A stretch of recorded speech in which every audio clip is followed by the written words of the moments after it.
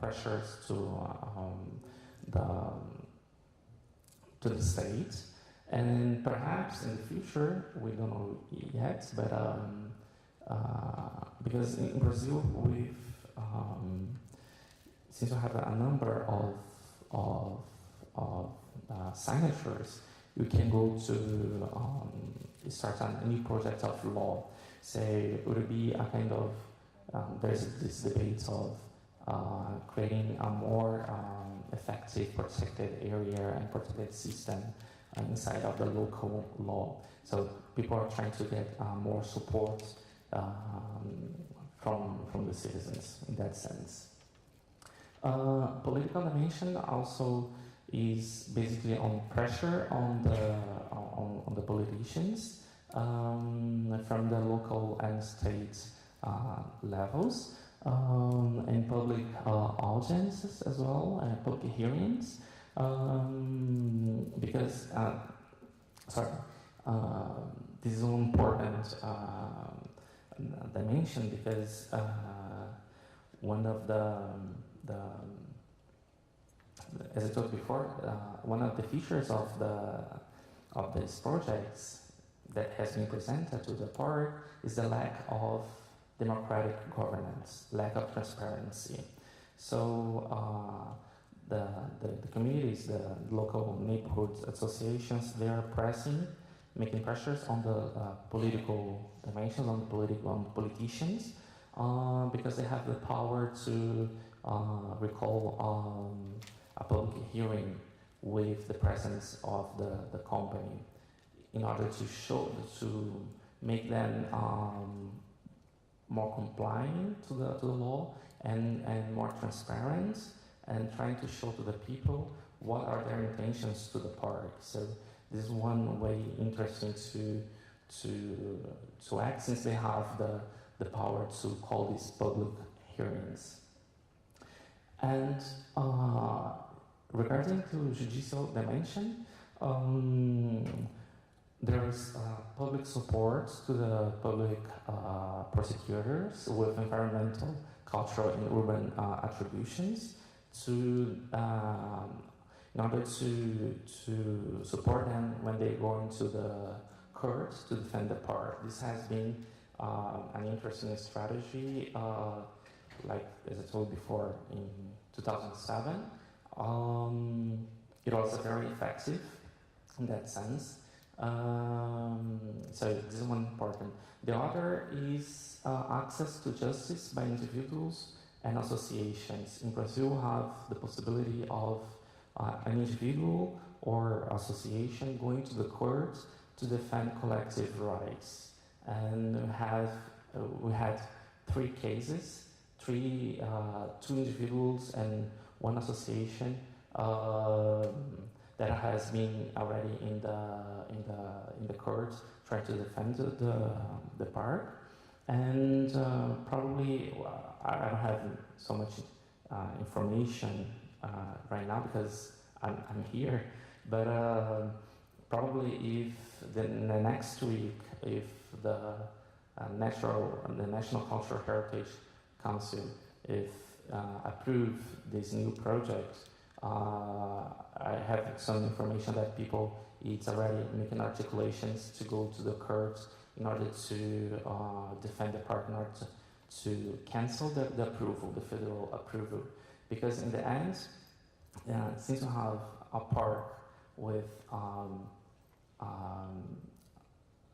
important biological diversity, with different groups using, with different users, with a cultural identity, and that justify international to local protection, and no more buildings policies, and trying to make this park a public, keeping a public atmosphere. Any kind of project is legal.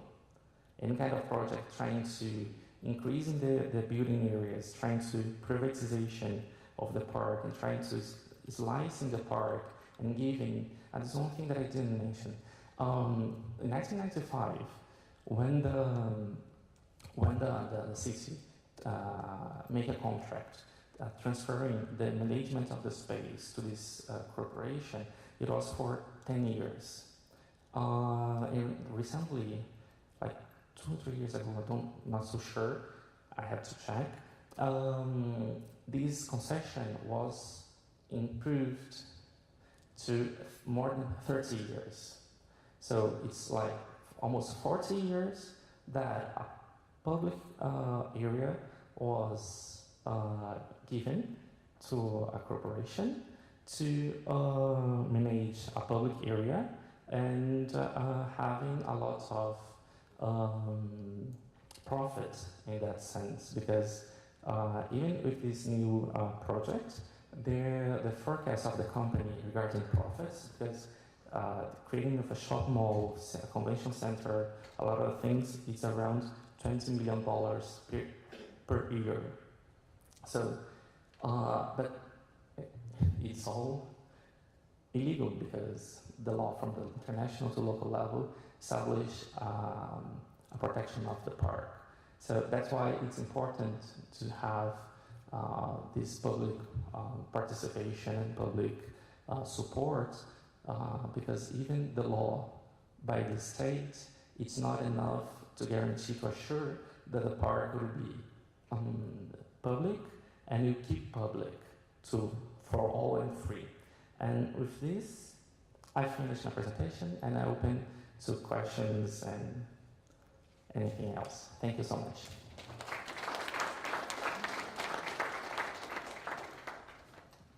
Question?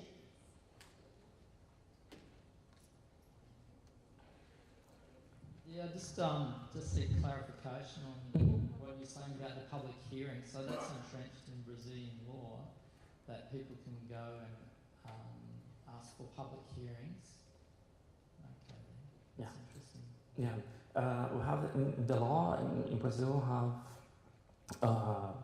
for any environmental or any project affecting environment or urban or cultural protected area with a lot of impacts, they need a permit, and the process of the permit, there is this kind of public hearings where the companies go, or even the state, when it's the state is the developer, and they must show the details of the project for the people, and people are allowed to make questions, and they have to answer.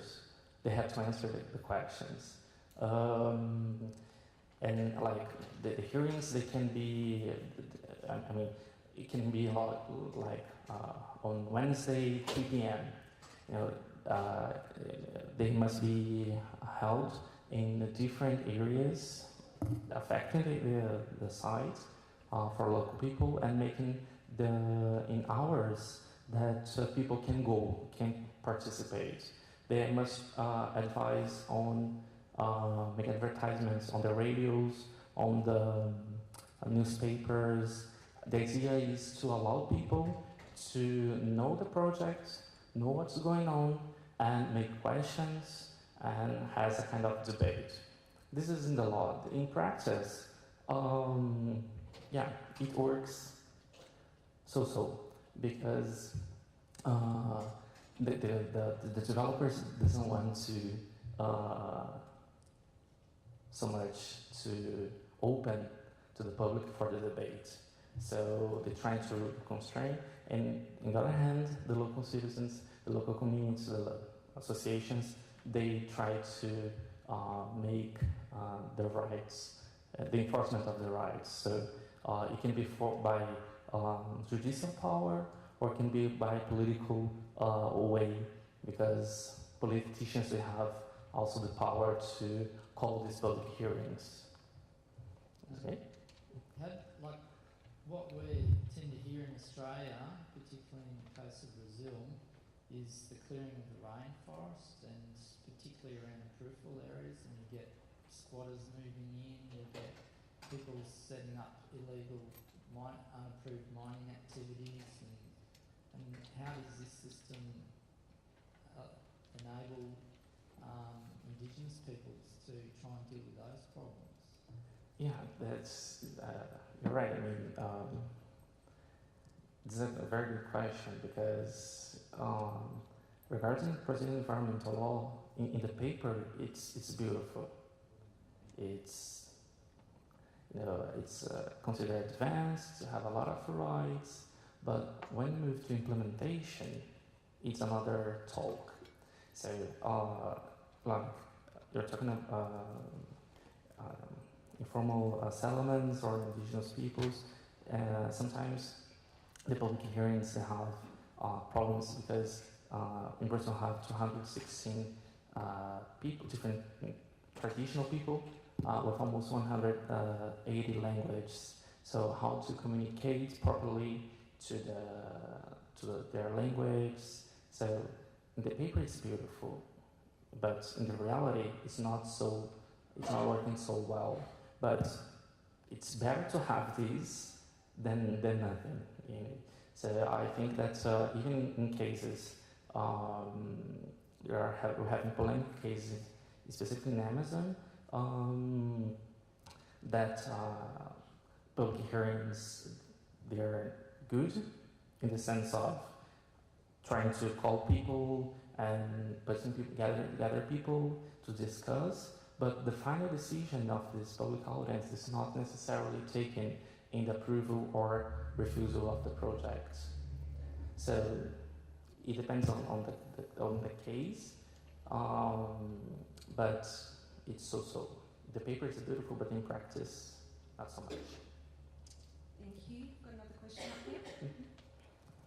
Thank you very much for your presentation. My question is regarding to the international financial mechanisms. You know, they are quite active in Amazon nowadays. The private companies are coming with the CDM, coming with the Red Plus and all these things. And especially the indigenous communities have a very, very strong reservations on that. So, being one of the network of the indigenous community, have you confronted this situation in your part of the country? If yes, then how you dealt with that? Well, good question. Regarding in Rio,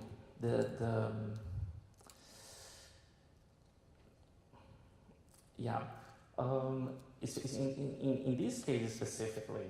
No, I didn't identify so much international investments in this case. However, in the city of Rio, yes, we have another case of a big siderúrgica industry. Sorry, English problem. I just a big industry on the suburbs of Rio, which was not allowed in the home country. So they transferred to Brazil. Brazil accepted, because in Brazil have the tax system have from federal, states, and local. So the state levels, the states, it was a kind of war between states to attract this investment, to attract this industry. So in Rio 1. They went to Rio, the suburbs of Rio, created this huge industry without permits. That's important, because environmental law says that you can only go to the field and transform the area after the permits. They had 3 permits, and they had just one first and transitional and temporary permit, and they built all the industry with this. There had 4 or 5 accidents, air pollution, containing the whole city. So the air is completely with kind of dust, and all the cars white, etc. And it was it's still a big issue. So we don't have any. There's some activists working on this, but it's still going on. Okay, everyone, we've got time for one quick question down here, and then it's afternoon tea. Hi. By bringing your story here, what do you want us to do? Sorry? By bringing your story here to tell us, what can we do to help you? Ah, thank you. Right? Do you want us to make a recommendation in the floor to say that the WIN network supports? Oh, I think... There's got to be something, some action behind it, Yeah. telling us your story. Yeah, I think that would be very helpful, and all the support is really, really, really important, and especially when the next week we'll have this final decision. There will be a meeting in Brasilia, the capital, that will decide on approval or refusal of the project. So if you could, the network could help support us, it would be awesome. And then I could send to our friends in Brasilia that will attend the meeting. So I think it will be interesting. So can we have a recommendation from this forum, put to the board, maybe support it? All those in favour? Fair? Okay. So if we Thank could you. maybe get you to talk to the board and say, those of us that was in the forum would like to support you, maybe the support letter from me. Okay, thank you. Yeah. Thank you so much.